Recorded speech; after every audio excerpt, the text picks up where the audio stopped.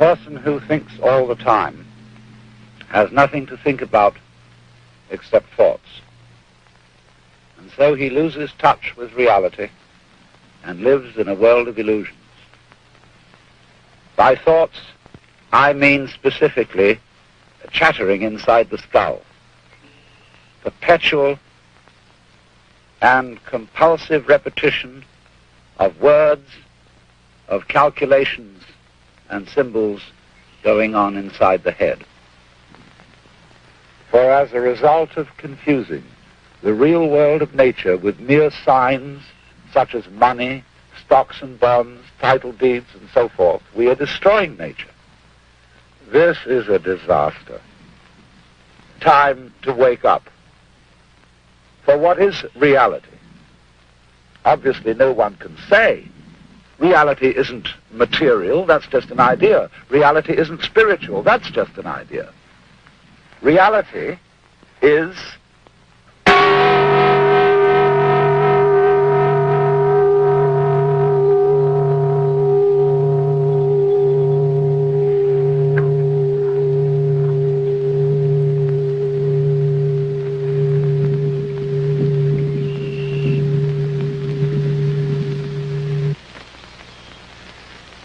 You see, we all know what reality is, but we can't describe it. Just as we all know how to beat our hearts and shape our bones, but cannot say how it is done. To get in touch with reality, there is an art of meditation, of what is called yoga or dhyana in India, Chan in China, and Zen in Japan. It is the art of temporarily silencing the mind, of stopping the chatter in the skull. Of course, you can't force your mind to be silent. That would be like trying to smooth ripples in water with a flat iron. Water becomes clear and calm only when left alone. So, will you try an experiment with me? Simply allow your ears to hear all sounds around you. Don't try to name or identify these sounds. Just hear them as you would listen to music, as when you hear a flute or guitar, without asking what it means.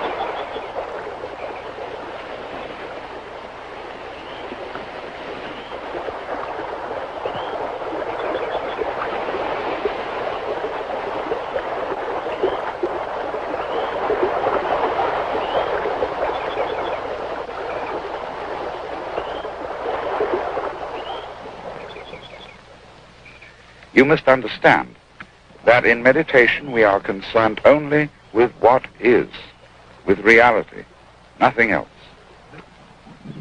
The past is a memory. The future, an expectation. Neither past nor future actually exists. There is simply eternal now. So don't seek or expect a result from what you're doing. That wouldn't be true meditation. There is no hurry. Just now you're not going anywhere. Simply be here. Live in the world of sound. Let it play. That's all.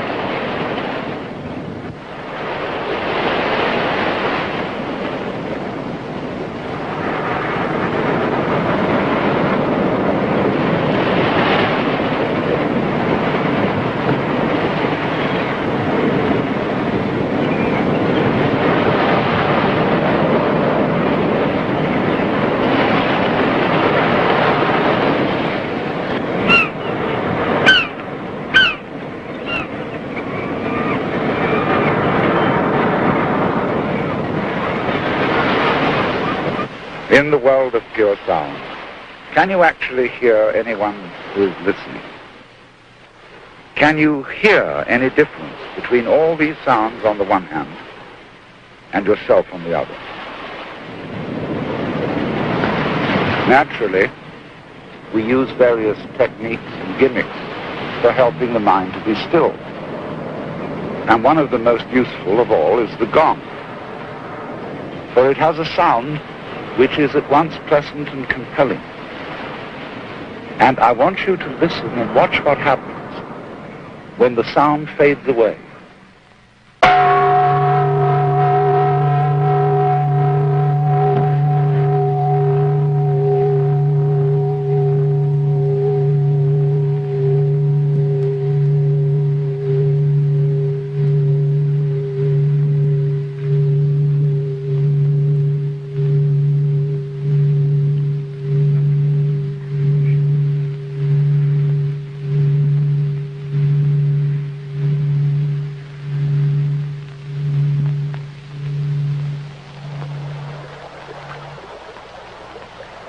The one sound becomes the many. The single tone is transformed easily and gently into all other noises. And that's how the universe comes into being, out of the one energy underlying all events. So, if you don't have a gong, you can use your own voice. And use a device which is called by the Hindus and Buddhists a mantra. That is to say, a sound or word or phrase which is sung for the sound rather than for its meaning.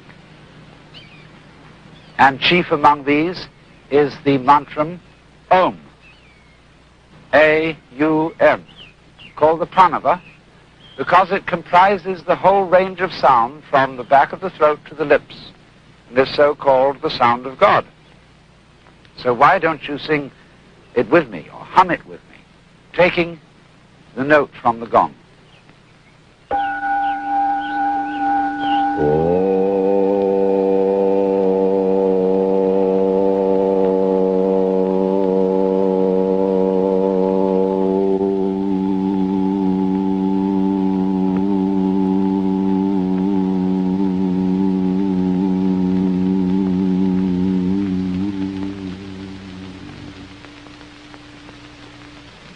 Now you can hear all sounds as Om. They are all at some point in the total range of sound, from the back of the throat to the lips, making a spectrum of sound as all colors are originally one white light. But don't ask what the sound is or what it means. Just hear it and dig it. Hum with me again.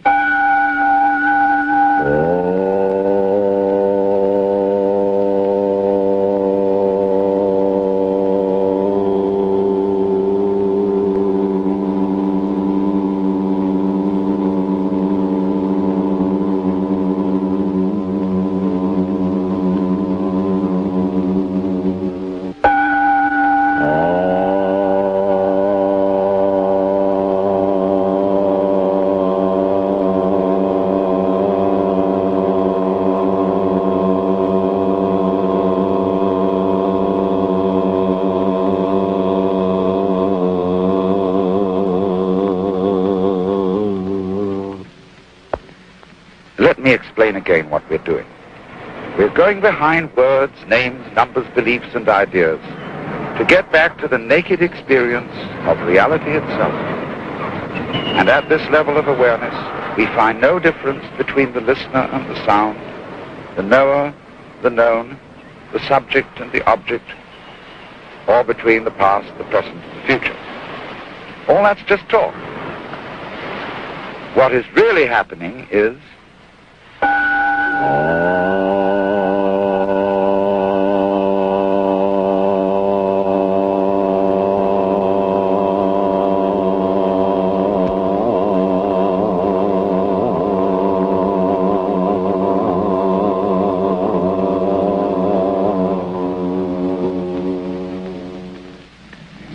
and you may wonder how I can keep the sound going for so long a time.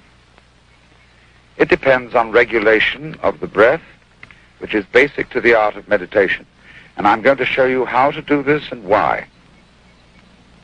To begin with, just as you've been letting vibrations in the air play with your ears, let your lungs breathe as they will. Don't as yet attempt any breathing exercise. Don't force anything. Simply allow breathing. Now, is this breathing a voluntary or involuntary action? Or both? Or neither? Just feel it without taking sides, without words. And again, hear my voice as if it were wind in the trees or the sound of waves.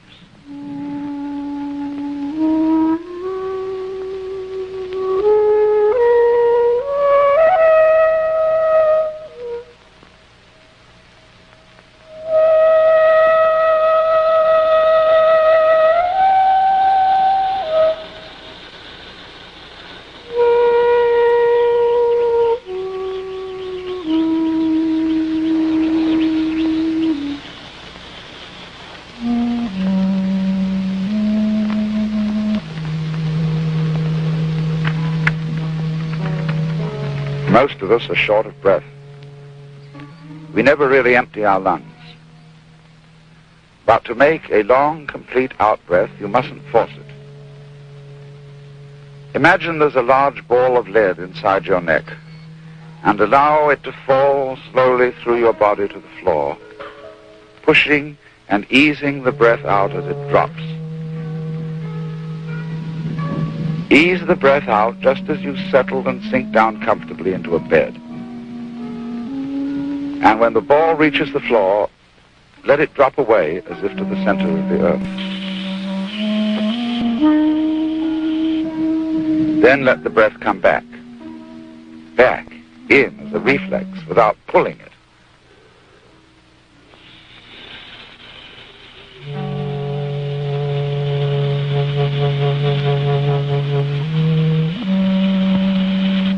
And then imagine another ball of lead in the neck. And again, let it fall out, long and easy.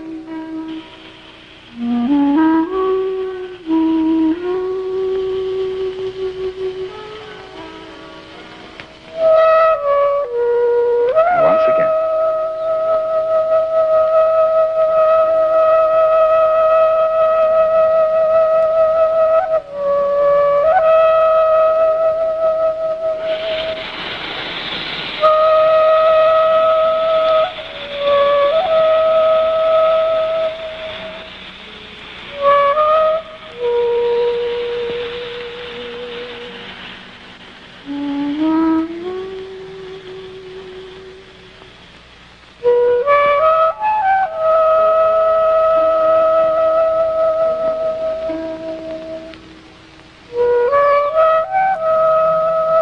Now, do you see what's happening? You are generating a great deal of energy without trying or forcing. Two things seem to be happening at once. First, the outflow of breath is simply falling, happening all by itself. Second, it's under perfect control. So, from this practice, you learn to realize, to experience, that what happens to you and what you do are one and the same process. There is no real separation between one thing called you and another quite different thing called the universe. When you stop talking and naming, they are quite obviously one.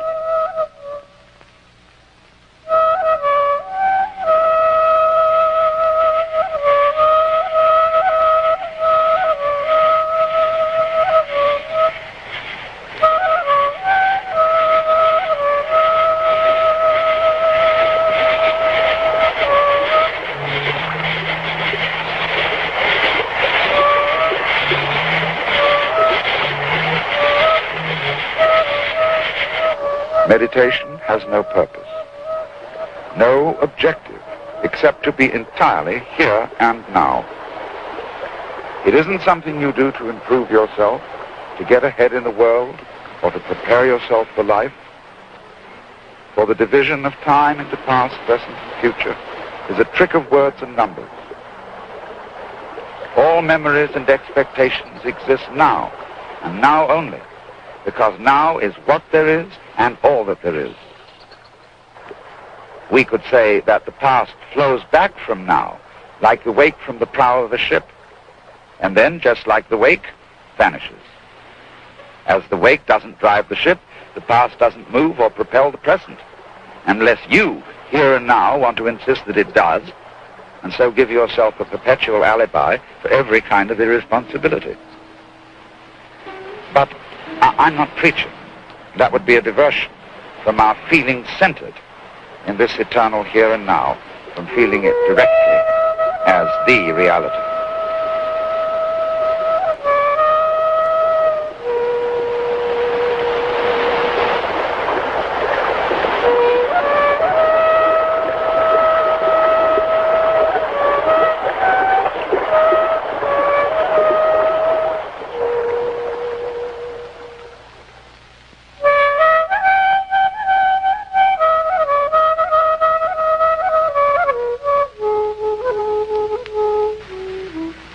Meditation, it's best to sit on the floor or the ground on a cushion, either cross-legged or in the lotus posture if you could manage it, or as I'm sitting, which is kneeling and sitting back on my heels, which I find the most convenient. This position is slightly uncomfortable. There is a certain amount of strain on the legs, but the advantage of this is that it keeps you awake. You should have your spine comfortably erect.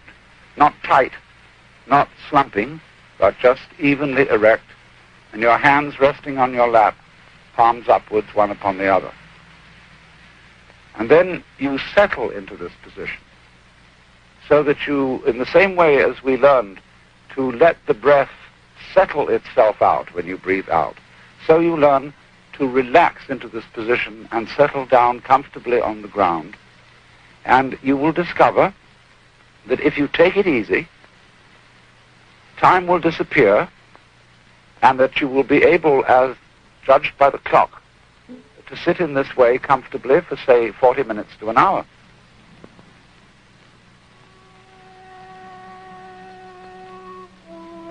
Once again, the essence of the whole art is to feel,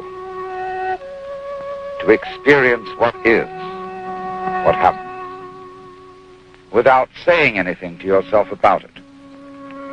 So let your breath flow easily, heavily, down and out again. No strain.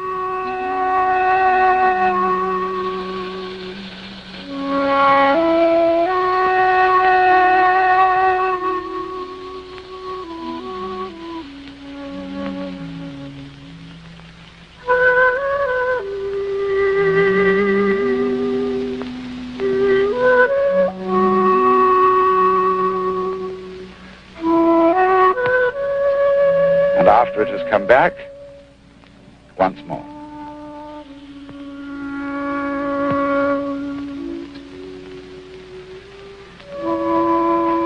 Well then, who are you? What is you? What is I? Some people say it's this body, others the mind, the ego, or the soul. But all those, body included, are names and notions. Can we experience the self directly, like a sound, a flame, or any other object? Let's assume that all ordinary ideas of what myself is are either so wrong or so doubtful that we must investigate the matter directly. But to do that, you must first get the sensation, the feeling of yourself without forming any idea. Regard words in the head as mere noise. Relax your tongue and let it float easily in your lower jaw. Just stop, look, and listen.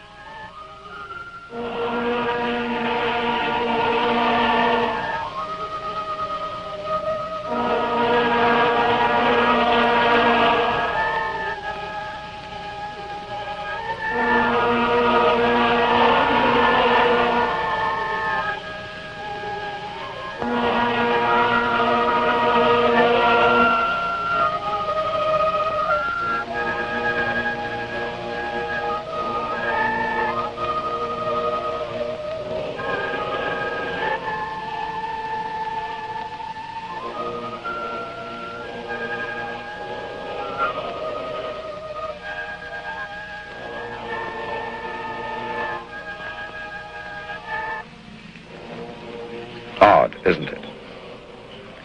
Either you were everything you felt, or you just didn't feel yourself, the feeler, at all. Just as you didn't see your eyes. All or nothing. As is said in an ancient Chinese text called The Secret of the Golden Flower, between the all and the void is only a difference of name. Now, put your hands back on your lap, palms upward, one upon the other, and just let go of it all.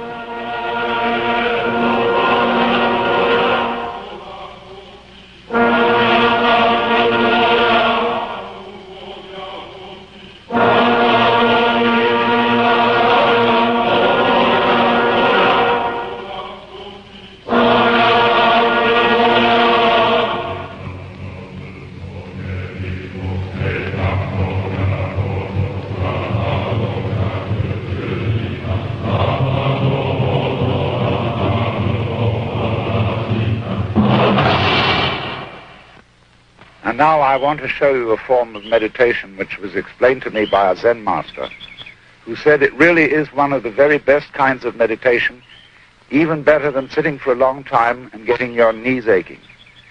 What you do is you just put your hands on your hips with the wrist upwards. And now, let's all laugh.